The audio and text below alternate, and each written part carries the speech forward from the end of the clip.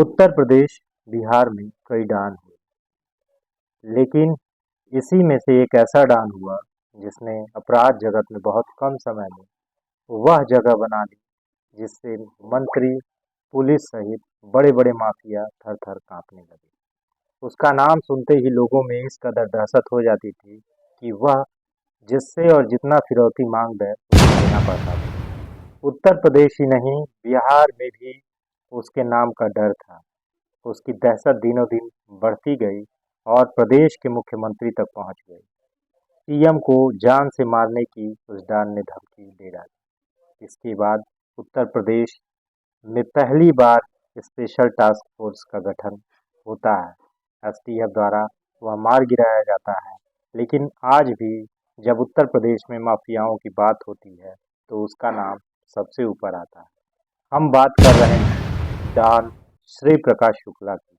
आज हम श्री प्रकाश के जीवन से जुड़ी कुछ रोचक बातें आपको बताएंगे और ये जानेंगे कि एक शिक्षक का बेटा कैसे डॉन बना।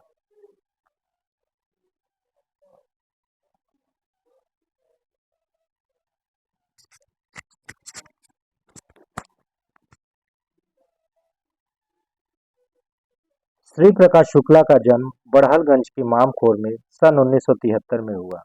श्री प्रकाश बचपन में आम लड़कों की तरह बेहद खुशदिल था। पिता शिक्षक थे। शिक्षक का बेटा होने के कारण समाज में सम्मान था। श्री प्रकाश को पहलवानी का बेहद शौक था और वह अपने क्षेत्र का जाना माना पहलवान भी था। सब कुछ ठीक चल रहा था। श्री प्रकाश भी लगभग 20 वर्ष का हो चुका था। इसी बीच कुछ अराजक तत्वों ने उसकी बहन को छेड़ दिया। यह बात जब श्री प्रकाश को पता चली तो वह आग बबूला हो गया। उसने बदमाशों को मारने की ठानी और बीच चौराहे पर उसने बहन से छेड़खानी करने वाले की हत्या कर दी। इसी के साथ श्री प्रकाश अपराध की दुनिया में कदम रखता है। महज 5 साल में ही श्री प्रकाश शुक्ला अपराध जगत का बादशाह बन बैठता है। 5 सालों में ही उसने 20 से अधिक मर्डर कर दिए। यूपी का सबसे खतरनाक व बेरहम गैंगस्टर श्री प्रकाश शुक्ला 90 के दशक का वह अपराधी था जो खौफ और काम के बीच आने वाले किसी को भी मार डालने में जरा भी देरी नहीं करता था। पुलिस के लिए चुनौती बने इस गैंगस्टर ने 25 साल की उम्र में ही बड़े बड़े उद्योगपतियों, अपराधियों व पुलिस वालों के अंदर दहशत का माहौल पैदा कर दिया था। उसके कारनामों उसके कारनामों से अखबारों के पन्ने रोज भरे रहते थे। व्यापारियों से उगाही, हत्या, अपहरण और डकैती ही उसका पेशा था। बैंकॉक से लौटने के बाद श्री प्रकाश बिहार के मोकामा के चर्चित गुंडे और कभी निर्दलीय विधायक चुने जाने वाले सूरज भाग सिंह की गैंग में शामिल हो गए। इसके बाद 22 साल की उम्र में रेलवे के ठेके में माफिया श्री प्रकाश शुक्ला ने जब एंट्री मारी थी और उसे मोकामा बिहार के माफिया सूरज भान की शह मिली थी।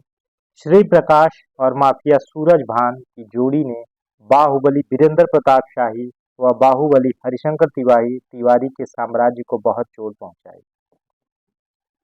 वह राजनेताओं और व्यापारियों के लिए सबसे बड़ा सिरदर्द बन गया। उधर पुलिस पुलिस पर भी शुक्ला पर कार्रवाई करने का दबाव बढ़ने लगा। बिहार व यूपी दोनों ही राज्यों में छोटे बदमाशों से हत्या, रंगदारी, कमीशनखोरी जैसे काम कराकर माफिया श्री प्रकाश शुक्ला यूपी के साथ साथ बिहार का भी सबसे खतरनाक अपराधी बन गया।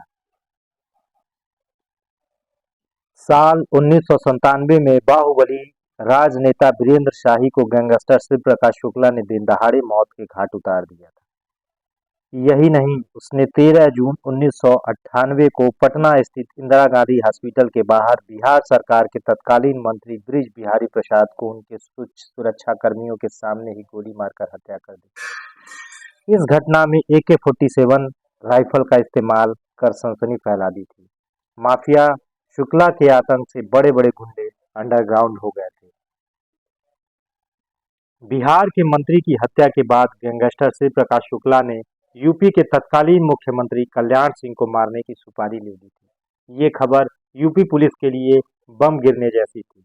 जैसे ही इसकी भनक तत्कालीन मुख्यमंत्री कल्याण सिंह को लगी, तो उन्होंने माफिया श्री प्रकाश शुक्ला के मंसूबों व अस्तित्व को खत्म करने के लिए एसटीएफ यानी स्पेशल टास्क फोर्स का गठन करने का निर्देश दिया। वह दुर्दांत अपराधियों से प्रदेश मुक्त कराने के लिए सरकार की एक पहल थी। 4 मई 1998 को यूपी पुलिस के तत्कालीन एडीजी अजय राज शर्मा ने पुलिस के बेहतरीन 50 जवानों को चुनकर स्पेशल टास्क फोर्स बनाया। इस फोर्स का पहला टास्क श्री प्रकाश शुक्ला को जिंदा या मुर्दा पकड़ना था। साल 1998 में 23 सितंबर के दिन एसटीएफ के प्रभारी अरुण कुमार को जानकारी मिली थी कि श्री प्रकाश शुक्ला दिल्ली से गाजियाबाद की ओर जा रहा है। फिर क्या, जैसे ही उसकी कार वसुंधरा एन्क्लेव को पार करके आगे बढ़ी, यूपी एसटीएफ की टीम ने उसका पीछा करना शुरू किया। उस वक्त माफिया को जरा सा भी शक नहीं हुआ था कि उसके पीछे एसटीएफ है। जैसे ही उसकी कार सुनसान इलाके में पहुंची, एसटीएफ की टीम ने अचानक उसकी कार को ओवरटेक कर उसका रास्ता रोक दिया। पुलिस ने उसे सरेंडर करने को कहा, लेकिन उसने नहीं माना और फायरिंग शुरू कर दी। जवाबी कार्रवाई में वह मारा गया। पुलिस अधिकारियों के मुताबिक श्री प्रकाश शुक्ला की एक गर्लफ्रेंड थी जो दिल्ली में रहती थी। श्री प्रकाश शुक्ला उससे बात करता था।